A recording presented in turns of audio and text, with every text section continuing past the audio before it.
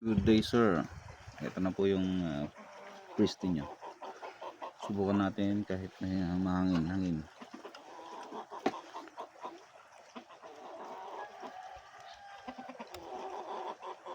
Siguro 5 shot dyan. Okay.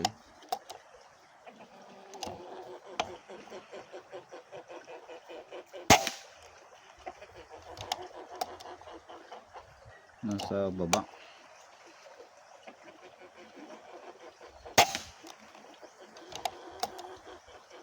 Nasa baba yung POI natin. Oh, malakas na hangin. Hintayin lang natin humina konti.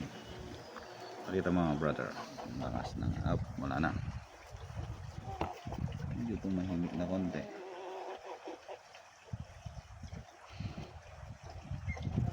So bali yan po yung groupings nyo sir. Sa 25 meters.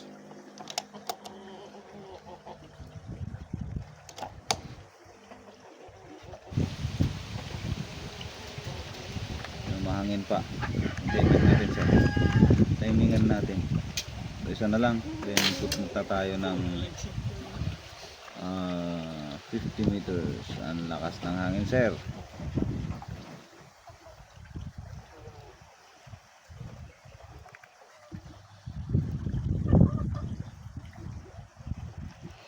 Okay, balik sa board.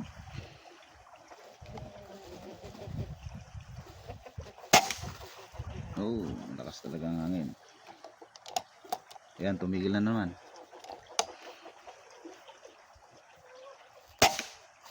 Okay, bumalik doon. So, zero ka.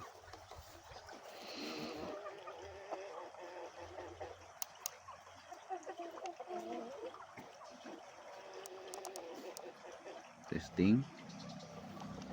Correct yung pagka-zero. So, tumahimik na naman sir yung ating hangin.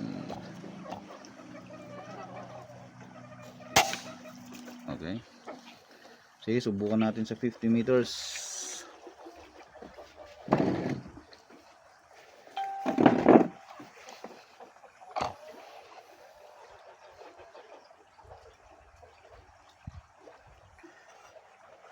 Ang muzzle velocity ng unit mo sir is 915, 910. Andun po yung kanyang muzzle velocity. Average of mahangin na naman, 910 fps.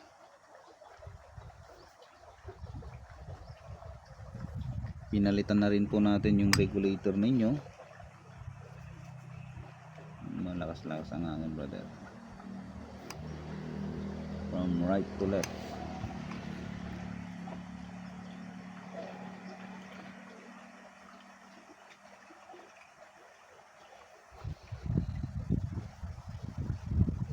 Malakas talaga sir. Post muna natin ano, then continue natin mamaya. 50 meters.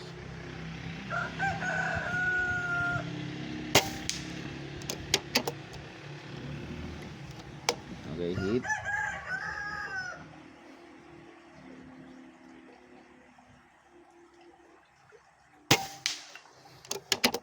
Bale, inoperahan na po natin loob, pati yung barrel mo sir. Inayos na po natin lahat ang kailangan ayusin. And ayun, medyo mahangin muna sir.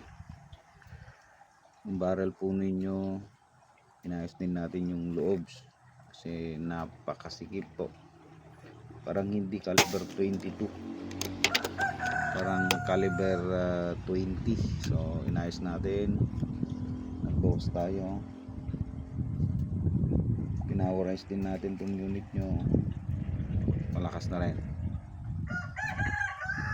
Ang gusto nga lang ng barrel ay 900 fps dun po.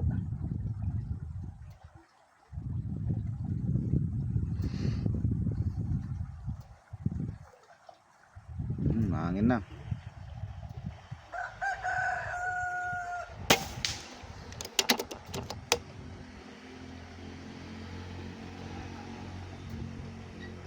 So bali yan sir, okay na to.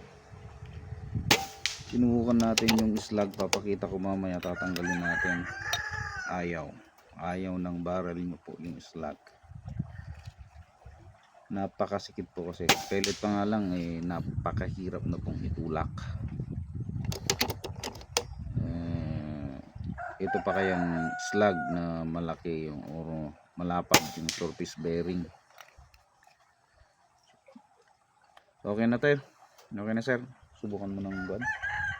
80 sir. 80 meters. Try natin.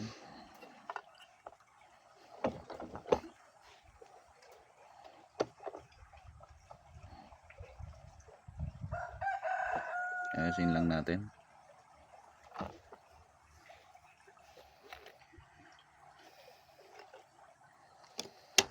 Ayaw po talaga sa slug. May groupings pero medyo malaki-laki. Hindi siya as in. So 80 meters po yan sir. Okay na yan. Flying at 980 fps po yung inyong unit. Ayan po, race ninyo Presto. Sinubukan natin itong 26 grains, 26.4.2 grains na 217. I think ang bagay sa inyo is 216. Wala po tayong available kasi napakasikip. Yung pellet nga lang is napakasikip, kaya resize po ang measure po ninyong gamit natin. Kasi pag hindi resize, medyo okay din naman. Kaya po, mamili kayo later on. Try nyo yung unresize. So, ayun, napapatamaan pa rin kahit 90. Okay na to sir. Hanggang pellet lang po talaga ang inyong unit. 100 pa yun. Wala nang problema sir. Okay na. Nice din natin tong yung silencer sa pang ilalim kasi nakita namin filter naman yata ng oil yung nakalagay. Ulitin natin yung loob ng barrel sir, inayos din natin yung receiver nyo sir, pinaganda na rin natin, binago natin yung internal design nya. And yung regulator pinalitan din natin kasi matagal mag reset yung regulator dati. Ayun, thank you sir for trusting and boss.